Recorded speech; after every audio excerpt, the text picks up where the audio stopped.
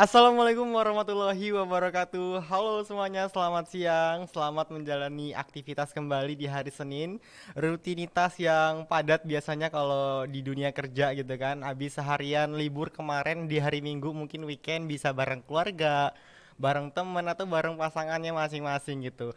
Tapi di hari Senin kita udah masuk ke perkuliahan, mungkin yang masih kuliah atau kita masuk ke dunia kerja nih kalau yang lagi bekerja. Nah, sekarang di hari Senin ini kita di siang ini meskipun tadi sempat hujan gitu ya, terkendala hujan, kita janjinya tadi bakalan live di jam 1 siang, namun kita agak mundur sedikit nih ya. Tapi sesuai janji kita, di sini kita bakal ngasih informasi seputar judul kita hari ini yaitu prospek lulusan dan program unggulan prodi rekayasa minyak dan gas gitu. Jadi buat Itra Friends semua yang penasaran kira-kira siang hari ini kita mau bakal bahas tentang apa? Itu tadi sesuai judul kita akan bahas tentang prospek lulusan dan program unggulan dari program rekayasa minyak dan gas gitu. Nah, siang hari ini juga di depan Aris sudah ada narasumber dari dosen dari rekayasa minyak dan juga gas. Kita sapa dulu, ini ada Pak Alifian. Halo Pak. Selamat siang teman-teman. Oke, boleh nih Pak buat kenalin dulu nih sama Itara Friend yang ada di rumah, disapa-sapa juga mungkin gitu. Bapak dari mana dan sebagai apa nih di prodi rekayasa minyak dan juga gas? Ya, perkenalkan teman-teman Itera Friend ya namanya. Betul. Dan perkenalkan saya Alfian Hayusdika. Saya sekarang ini menjadi dosen rekayasa minyak dan Hmm. gas. Ini di minyak gas dan gas itu belajar dari hulu sampai ke hilir. Nah saya bagian hilirnya nih. Bagian Mm-mm. ibaratnya penyulingannya gitu. Itu Tapi kalau dari Pak Alifian sendiri ini sebelumnya memang fashionnya di minyak dan juga gas atau gimana Pak? Sampai bisa jadi dosen nih? ya, sebenarnya saya passionnya di produksi. Jadi di Hmm. produksi itu juga mempelajari bermacam hal. Saya dari S1 dan S2-nya teknik kimia kebetulan. Teknik kimia terus juga mempelajari antara buat pupuk, plastik sampai minyak juga belajar. Nah, Hmm. kebetulan di sini ada itu bukaan migas dan konsentrasinya sama nih teknik kimia juga. Jadi belajar coba yang masuk. Berarti termasuk golongan orang yang smart gitu ya Pak ya? Karena biasanya orang yang pinter kimia tuh biasanya orang yang pinter gitu. Iya hoki. Tapi kan hoki nggak terus menerus gitu kan. Tapi kalau ngomongin tentang migas gitu Pak, kalau menurut Bapak sendiri apa sih Pak tentang minyak dan juga gas gitu? Nah, minyak dan gas di sini kita bicara tentang energi ya. Jadi Hmm. memang energi sekarang sudah bermacam-macam, ada energi nuklir, ada energi batu bara, segala macam. Dan Hmm. minyak dan gas ini salah satu yang eh, menjadi salah satu yang penting di Indonesia bahkan dunia. Meskipun ya kita lihat Eropa sudah mulai banyak energi alternatif, tapi ketika minyak gas dari Rusia kemarin Hmm. itu Betul? juga tetap porsinya lumayan besar. Kayak di Indonesia sendiri pembangkit listrik aja ya 60% masih batu bara, Ah, betul. 20% minyak, 15% gas. Jadi porsinya masih cukup besar itu untuk energi kayak energi di listrik Hmm. digunakan atau transportasi misalnya kapal, terus pesawat seperti itu dan Oh, kereta berarti api. dari minyak dan juga gas ini bisa jadi sumber potensi listrik juga, Pak ya? Iya, karena pembangkit listriknya kan Oh, heeh. tenaganya pakai minyak Oh gitu. gitu, Jadi oke oke. energi minyak dikonvert menjadi energi listrik. Tapi kalau ngomongin soal minyak dan juga gas nih, Pak, seberapa penting sih kalau menurut sudut pandang dari Pak Alifian sendiri tentang ini, Pak? Menurut saya sangat penting karena di dunia ini kan kita lihat barang-barang ini kan terdiri dari namanya makromolekul ya. Ah, CHNO. heeh. Minyak ini banyak mengandung C dan H gitu loh. Ibaratnya banyak aplikasinya seperti plastik kalau kalau yang di petrochemical ya. Kalau yang tadi kan energi ya untuk pembangkit listrik, untuk transportasi. Tapi kalau yang produk turunannya itu bisa plastik tekstil dan lain sebagainya seperti fertilizer Mm-mm. untuk pupuk segala macam, untuk kosmetik juga bisa. Soalnya dia mengandung banyak C dan H atom itu loh, yang digunakan Hmm. karbon dan hidrogen itu. Jadi aplikasinya cukup banyak gitu. Hmm. Dan identik dengan kimia kimia tadi, Pak ya. Mungkin kalau ngobrolnya sama Pak Stevi atau Pak Kurniawan nanti ngobrolnya lebih ke gali-galinya gitu. Soalnya saya Eh, lebih ke bawahnya, ke downstreamnya lah. Oke. Tapi kalau untuk program studi rekayasa minyak dan juga gas, Pak. Itu keilmuan apa sih yang dipelajari di dalamnya, Pak? Secara garis besar itu mempelajari apa kita menghasilkan dua lulusan ya, lulusan petroleum dan petrokimikal. Nah, petroleum itu nantinya di sana kita mempelajari mulai dari eksplorasi, mencari mana tuh minyak, kira-kira yang ada minyaknya gitu. Terus dicari-cari, terus dicek, ya memang harus dicek ya, harus dibor kayak gitu. Terus bagaimana kita mengangkat minyak dari dalam itu, dari dalam ke atas gitu, terus sampai nanti jadi minyak mentah. Nah, setelah dari minyak mentah diolah nih, mulai hilirisasi, jadi disuling, nanti bisa jadi aspal, bisa jadi pertamax, pertalite kayak gitu. Dan nanti setelah itu ada lagi bisa diolah menjadi produk-produk petrochemical, petrokimia, misalnya ya tadi plastik, fertilizer, terus bahan tekstil seperti itu. Jadi kita belajar dari hulu sampai ke hilir. Oke.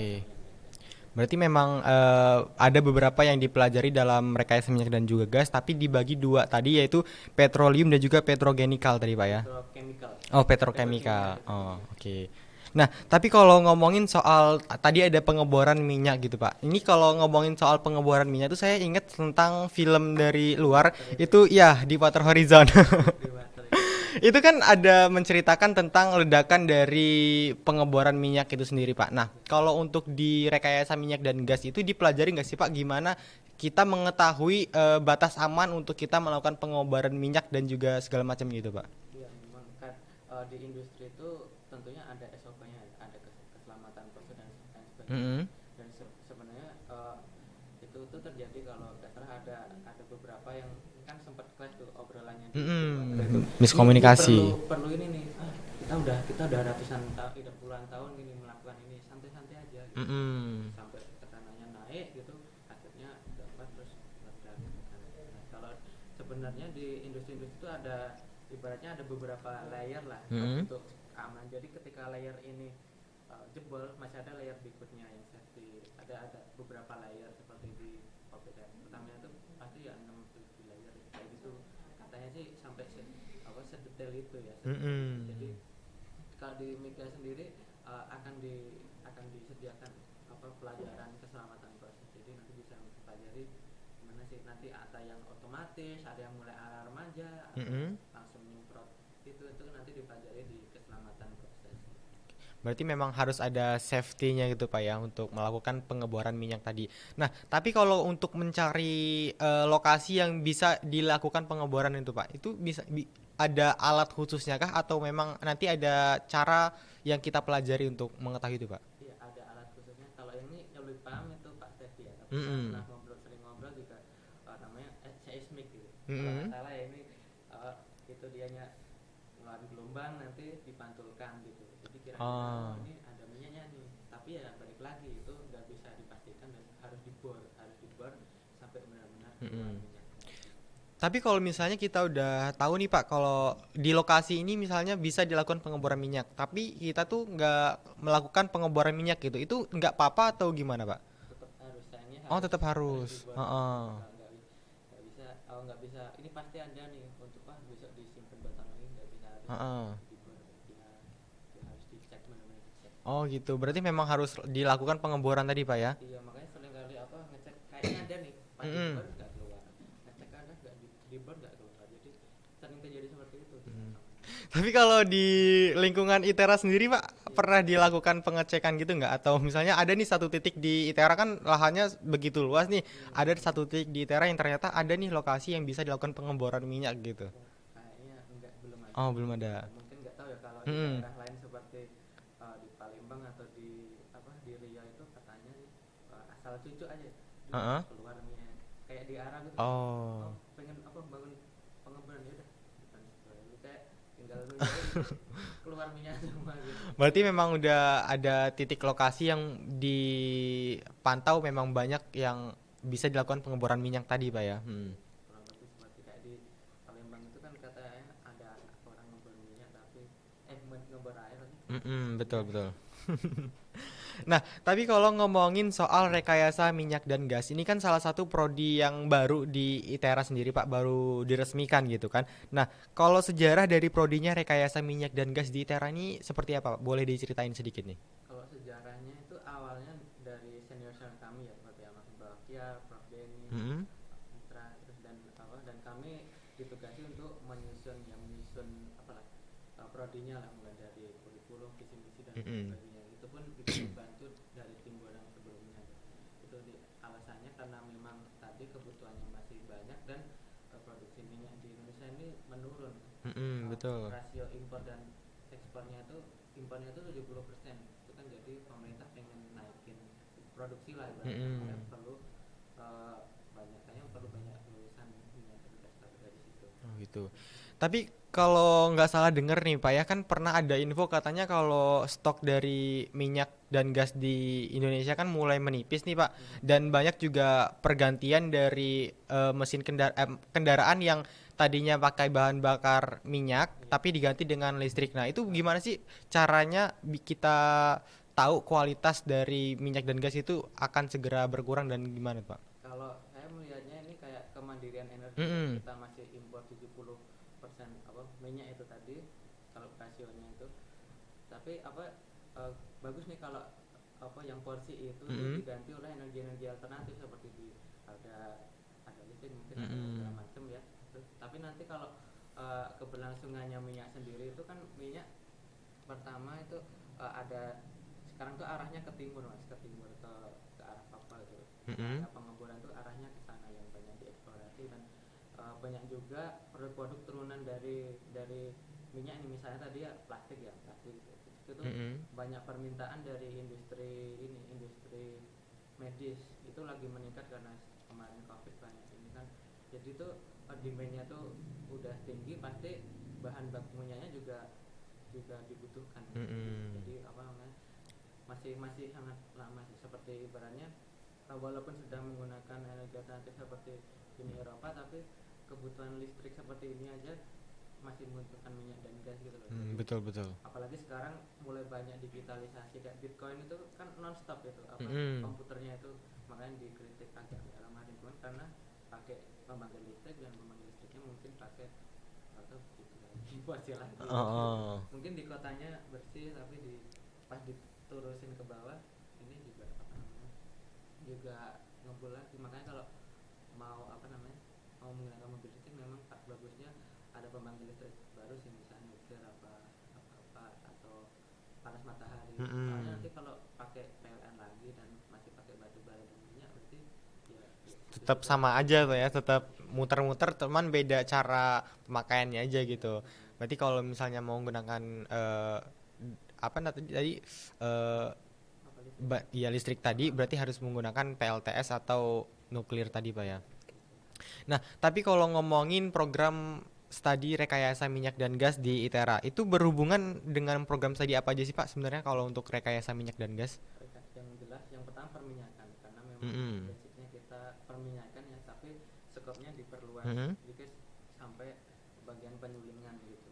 Jadi dan di hulu sendiri kita juga beririsan dengan geologi, Mm-mm. geofisika, dan pertambangan juga. Terus yang di hilir kita juga beririsan dari teknik kimia. Mm-mm. Tapi kalau untuk yang berkaitan tadi Pak, itu yang menjadi pembeda antara rekayasa minyak dan gas dengan prodi yang lain itu apa Pak? Yang bisa menjadi ciri khas utama nih buat Eterafair yang tahu nih apa sih yang ada kelebihan dari rekayasa minyak dan gas gitu, biar mereka tuh tertarik untuk memilih rekayasa minyak dan gas gitu, nggak dikiranya sama aja nih sama teknik pertambangan, sama-sama belajar minyak gitu, atau sama tentang yang lain gitu Pak. Oh, kalau ini dari segi kurikulumnya ya, Ah, dari apa yang dipelajari gitu ya. betul. Kalau tambang kan mungkin lebih general ya, lebih ke uh, batu-batuan dan lain sebagainya. Tapi Mm-mm. juga mempelajari cara nambang mungkin.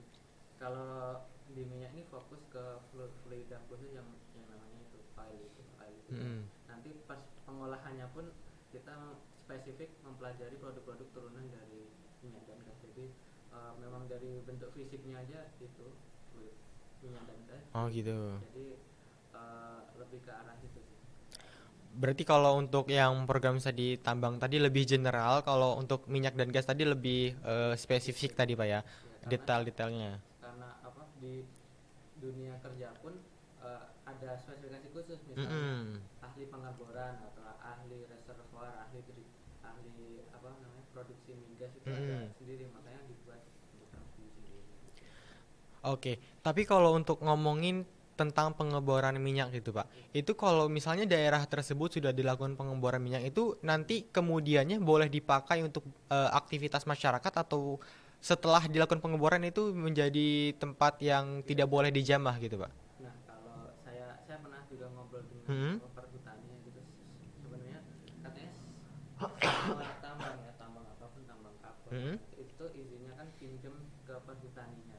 Jadi setelah setelah selesai itu perusahaan wajib melakukan apa ya, revitalisasi atau reboisasi jadi hutan lagi. Jadi walaupun Mm-mm. tadinya cuman ya apa rumput-rumput kecil ya, balik ke perhutani harus jadi hutan lagi, ditanamin lagi gitu. Gitu. Berarti bukan dijadikan permukiman warga tapi tetap dijadikan hutan Pak ya, Ya gitu. kalau kalau izinnya ke perhutani ya Mm-mm. itu harusnya, saya dengar SOP-nya kayak gitu. Oke. Nah, tapi kalau untuk program studi rekayasa minyak dan gas nih Pak ya, lulusan dari prodi migas ini apa apa aja sih Pak bidang pekerjaan gitu yang bisa ditekuni dan juga profesi apa aja yang bisa dijadikan prospek lulusan nanti Pak untuk bekerja? Prospek lulusannya itu dari hulu tadi yang petroleum itu Mm-mm. ada drilling, ahli pengeboran, Mm-mm. terus ada ahli reservoir. Reservoir itu ibaratnya kayak bukan ya sumurnya, ya Mm-mm. sumurnya atau dapurnya itu. Terus ahli drilling itu udah tentunya ahli drilling, terus ahli produksi migas itu cara mengambil dari reservoir ke atas gitu, ahli produksi migas. Terus bisa belajar keekonomiannya juga, bisa melanjutkan lulusan yang ahli keekonomian Mm-mm. sampai bisa mengolah minyaknya itu dari minyak mentah jadi pertama gas dan Mm-mm. lain sebagainya, dan bisa menjadi sarjana petrochemical engineering. Oke, berarti memang banyak Pak ya untuk prospek kerja dan juga bidang profesi yang bisa ditekuni dari calon mahasiswa yang ketika sudah lulus nantinya seperti tadi ada drilling, terus ada reservoir, terus ada produksi minyak, produksi migas, kemudian ada pengolahan minyak juga dari pengolahan minyak mentah ke minyak siap pakai tadi seperti Pertamax, terus Pertalite dan juga lain sebagainya gitu. Nah, untuk ngomongin masalah program studi yang ada di Institut Teknologi Sumatera nih Pak ya, kan prodi ini prodi baru nih. Ya, Kalau boleh tahu ini prodinya udah mulai dibuka di SBM udah buka belum Pak? ya SBM sudah buka. Oh udah buka, Di oke. SBM kita menampung sekitar 70 mahasiswa, dan nanti ada lagi seleksi mandiri atau Mm-mm. seleksi prodi baru juga, totalnya sekitar 30-an mahasiswa. Kalau Oke. mulai daftarnya tanggal 11 kayaknya, 11 sampai 20 11 Juli atau 11 Juni nih Pak? 11 Juli. 11 Juli. Iya. Oke. Berarti setelah SBM tadi udah, kan udah tutup nih Pak ya, udah mau pengumuman. Nanti bakal ada jalur mandiri dan juga jalur Jalur seleksi seleksi prodi khusus. prodi khusus gitu. Nah, di Oke. prodi khusus ini apa, kemarin diskusinya ini tidak ada uang bakal, jadi cuma bayar UKT gitu. Jadi Mm-mm. mungkin untuk prodi baru, khusus prodi baru ini Berarti bayar khusus UKT. prodi baru Pak ya. Tapi kalau untuk total mahasiswa yang diinginkan oleh program studi Migas sendiri untuk kuota tahun pertama nih Pak, itu disediakan kursi berapa untuk mahasiswa Pak? 100 total. 100, oke. Berarti memang cukup banyak Pak ya untuk tahun pertama dari program studi Migas menyediakan kursi untuk mahasiswa yang berminat untuk masuk ke program studi baru di ITERA gitu. Nah, soal program studi rekayasa minyak dan gas gitu. Apa sih Pak keunggulan dari program studi ini dibandingkan program studi yang lain gitu? Sampai mahasiswa ini harus nih masuk ke program studi Migas gitu kan? Sebenarnya kalau keunggulan pasti tiap tiap teknologi punya Iya, keunggulan atau betul Pak. punya agenda masing-masing ya. Tapi kalau di migas ini kita akan menyediakan yang pertama industrial mentoring. Jadi kalau Mm-mm. kan kita udah ada ini ya MBKM gitu kan. Ya, jadi kita membantu approach ke industri. Jadi misalnya di perusahaan, oh berapa nih apply, boleh masuk di sini 5 orang, sini berapa orang gitu. Jadi selama MBKM itu bisa dia bisa ikut program itu, magang Mm-mm. di situ, dan nanti dimentorin langsung oleh orang-orang di industri. Tapi kalau yang ini yang nggak mau ambil program itu, bisa bisa juga ngambil pilihan di apa di prodi juga juga Heeh. disediakan kan. Mungkin ada beberapa orang yang punya agenda lain dan harus stay di kampus, jadi dia ada mata kuliah pilihan itu bisa dikonversi pertama. Terus yang kedua ada summer school. Jadi Hmm. summer school ini kita mengadakan agenda nanti acara seperti workshop gitu, kurang lebih ada seru, nanti ada outboundnya juga, bisa apa ambil dari univ-univ lain, jadi berkumpul di ITERA, dan Hmm. nanti ada sertifikatnya. Yang terakhir nanti ada sertifikasi profesi apa sertifikat pendamping ijazah. Jadi kami Hmm. mencoba bekerjasama dengan Pusdiklat Cepu, nanti ada ahli drilling, ahli well control Hmm. itu untuk yang hulu dan lain sebagainya, dan ada juga yang hilirisasi seperti ahli pemrograman asisten seperti itu. Jadi ada kurang lebih Oke. gitu. Berarti memang ada keunggulan dari prodi masing-masing, Pak ya. Tetap ada yang ditonjolkan dari program studi migas dibandingkan dengan prodi yang lain. Nah, tapi terkait dengan pembelajaran dan juga perkuliahan yang ada di rekayasa minyak dan gas nih, Pak. Ini kan kalau ngelihatnya sih identik dengan yang langsung praktek gitu, Pak ya. Ya, Nah, apakah nanti kalau praktek di program studi ini kita akan terjun langsung ke pertambangannya atau gimana nih, Pak? kalau terjun langsungnya nanti ada sendiri apa kuliah prakteknya ya, Mm-mm. kuliah prakteknya itu. Tapi di sini juga ada kayak kami juga mencoba mengadakan lab simulasi seperti itu. Jadi Mm-mm. mahasiswa bisa bisa lebih dekat lah, ibarat bisa lebih dalam lagi mempelajari gimana sih apa situasi di Mm-mm. di well di apa simulasi. Biar nggak kaget banget gitu ya ketika Ya, kuliah lapangan juga dia udah tahu dasar-dasarnya, ilmunya juga udah dipelajari segala macam gitu. Nah, kalau untuk tips dan trik nih Pak biar masuk ke program studi migas, kira-kira ada nggak tips dan trik dari Bapak nih buat mahasiswa yang ingin masuk nih? sebenarnya tips dan triknya asalkan kita giat ya, giat Heeh. dan tidak terlalu ansos gitu, karena gimana ya, saya sendiri merasa kalau sampai lulus ini banyak terbantu oleh teman-teman yang lain. Mungkin kita nggak paham ketika pelajaran, tapi pas belajar bareng jadi paham gitu. Jadi Mm-mm. jangan terlalu ansos atau kayak gimana, karena di awal kadang selalu saya tekankan di mahasiswa yang walaupun yang mahasiswa TPP gitu, ini jangan jangan kalian jangan fokus belajar aja nih gitu. Ada penilaian ketika kerja tuh yang paling dinilai itu paling besar porsinya itu pengalaman kerja, Mm-mm. terus ada volunteer, ada organisasi, baru IP itu malah agak di belakang Agak gitu. terbelakang Pak ya.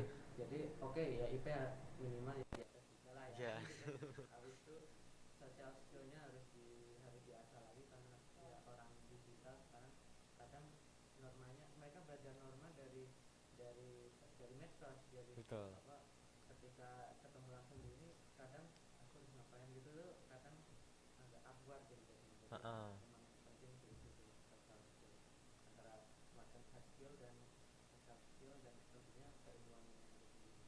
Oke, berarti tips dan triks dari Pak Alfian tadi adalah social skillnya harus ditingkatin gitu ya. Jangan jadi orang yang introvert dan antisosial gitu. Tapi Terus IP-nya harus aman ya. betul, dalam tanda kutip IP harus aman.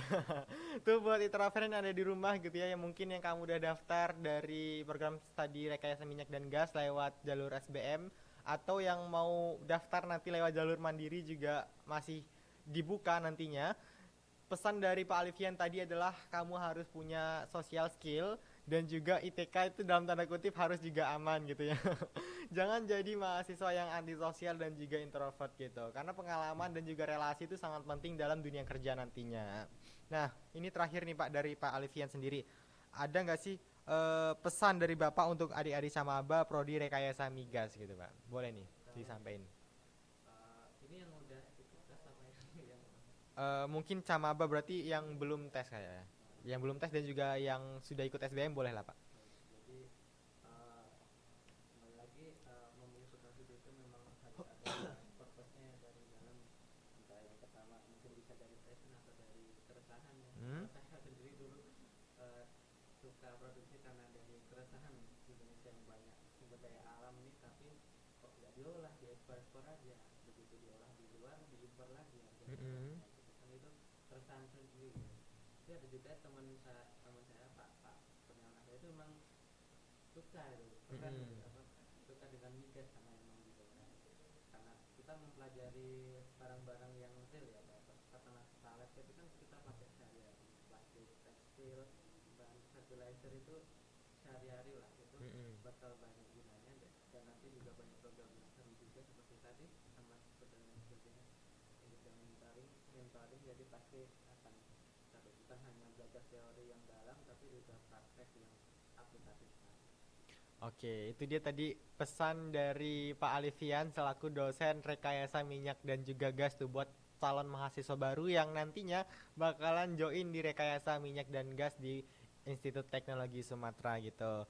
Jadi itu dia tadi pembahasan singkat ya mengenai program studi rekayasa minyak dan gas bersama dengan Pak Alifian siang hari ini. Buat kamu yang masih penasaran, yang pengen gali informasi lagi nih, pengen tahu lebih dalam tentang rekayasa minyak dan gas, kamu bisa langsung tanyain aja di websitenya atau Instagramnya di mana Pak? Kalau boleh tahu nih Pak. Kalau Instagram migas itera. Oke, itu di Instagramnya di @migasitera gitu. Atau kamu juga mau kepoin Instagram pribadi gitu kan? Instagram pribadi Pak Alifian gitu, atau Instagram pribadi aku gitu kan, kamu bisa juga follow gitu kan. Mungkin kamu juga udah mungkin kamu juga udah sering ngeliat gitu kan, kok kayaknya yang live ini terus gitu kan, kepo siapa gitu, boleh dikepoin di username IG-nya itu Aris_Munandar gitu. Promosi dikit ini Pak. Soalnya ini kayaknya udah terlalu sering gitu kan, Iterafering ngeliat muka kok kakak ini terus gitu, atau nggak ada yang lain gitu kan. Betul, siapa tahu bisa jadi temen gitu kan Pak ke depannya. Nah itu dia tadi pembahasan tentang rekayasa minyak dan gas. Mungkin udah ada tambahan atau cukup Pak? Mungkin kalau selain IG ada lagi website namanya rmg.itera.ac.id.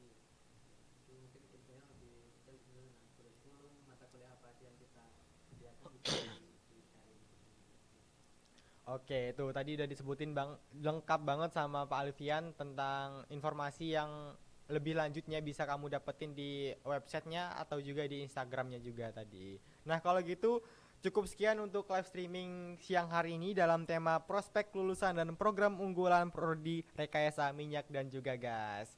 Aku Aris Munandar selaku host pada siang hari ini mohon pamit. Sampai jumpa di podcast teras selanjutnya. Bye bye.